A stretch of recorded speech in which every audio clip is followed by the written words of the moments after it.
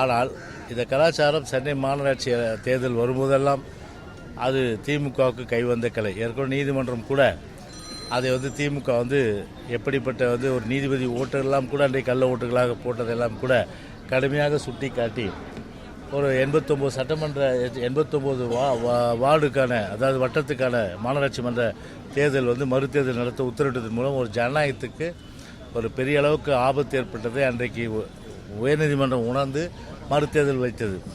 அதே போல தான் 2022ஆம் ஆண்டு மாநகராட்சி மன்ற உறுப்பினருக்கான தேர்தல் வரும்போது கள்ள ஓட்டு போட்டு வெற்றி பெறலாம் என்ற அடிப்படையில் ஒரு முயற்சி செய்து அவனை நாங்கள் பிடித்து கொடுத்தோம். அந்த சமூக விரோதி பிடித்து கொடுத்தால் காவல்துறை கைது செய்யணும். மாறாக அந்த சமூக விரோதி காவல்துறையை தாக்குவது, அது மட்டும் இல்லாமல் பார்த்தீங்கன்னா பிடித்து கொடுத்த எங்கள் மீது, அதாவது நான் உட்பட 28 பேர் மீது பொய் வழக்குகள் போட்டு